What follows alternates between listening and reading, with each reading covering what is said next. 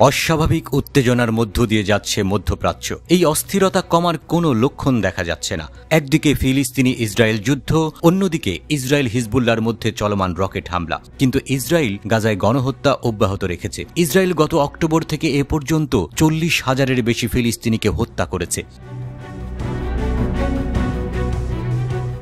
ইরানের পররাষ্ট্র মন্ত্রণালয়ের মুখপাত্র জানিয়েছেন, গত বছরের অক্টোবর থেকে ফিলিস্তিনিদের বিরুদ্ধে গণহত্যা চালানোই বিশ্বের জনগণ চায় ইসরায়েলি নেতারা বিচারের মুখোমুখি হোক।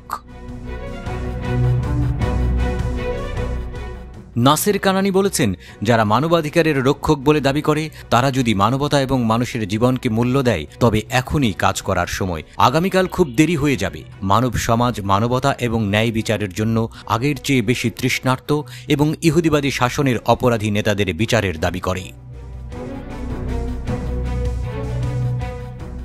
কানানি ইসরায়েলের প্রধানমন্ত্রী বেনিয়ামিন নেতানিয়াহু এবং জার্মানির অ্যাডলফ হিটলারের মধ্যে তুলনা করে সতর্ক করে বলেছেন, ইতিহাসের পুনরাবৃত্তি হচ্ছে। নাসের কানানির মতে, নুরেমবার্গ ট্রায়ালের প্রায় 8 দশক পর ইতিহাস আবারও আরেকবার হিটলারের আবির্ভাবের সাক্ষী।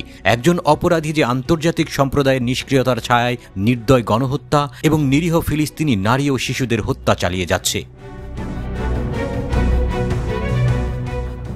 ইহুদিদের নির্বিচারে গণহত্যা চালানোর ব্যাপারে বিশ্বজুড়েই বেশ নিন্দিত জার্মানির প্রয়াত চ্যান্সেলর অ্যাডলফ হিটলার। এর আগে হিটলারের সঙ্গে ইসরায়েলের প্রধানমন্ত্রী বেনিয়ামিন নেতানিয়াহুর তুলনা করেন তুরস্কের প্রেসিডেন্ট রিসেপ তাইয়েব এরদোয়ান। নেতানিয়াহুকে বর্তমান সময়ের হিটলার বলে অভিহিত করেন তিনি।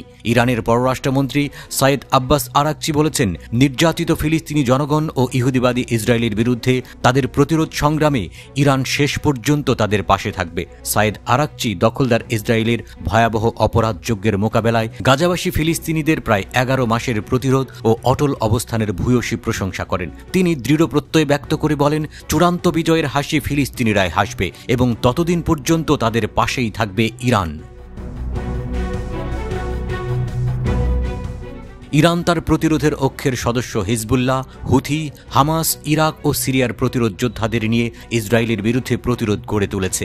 ইরান ইসরায়েলের সাথে সরাসরি সংঘর্ষ থেকে বিরত থেকেছে এবং প্রক্সি বাহিনীর মাধ্যমে জড়িত থাকাটাই বেছে নিয়েছে। তবে তেহরানে হামাসের শীর্ষ নেতা ইসমাইল হানিয়াকে হত্যা করে এই সমীকরণ বদলে দিয়েছে ইসরায়েল। এর ফলে ইরানের সামনে কোনো না কোনোভাবে প্রতিশোধ নেওয়া ছাড়া আর কোনো উপায় নেই। হানিয়ার হত্যাকাণ্ডের পর ইসরায়েলের বিরুদ্ধে প্রতিশোধ নেওয়ার হুমকি দিয়েছিল তেহরান, বলেছিল ইসরায়েলকে শাস্তি দেয়া হবে। তবে সেই ঘোষণার পর প্রায় 1 মাস পেরিয়ে গেলেও ইসরায়েলকে শাস্তি দিতে ইরানের তোড়জোড় খুব একটা লক্ষ্য করা যায়নি। গত সপ্তাহে ইরানের বিপ্লবী গার্ড বাহিনী IRGCর মুখপাত্র বলেন, ইসরায়েলের বিরুদ্ধে ইরানের প্রতিশোধমূলক হামলা দীর্ঘ সময় নিতে পারে।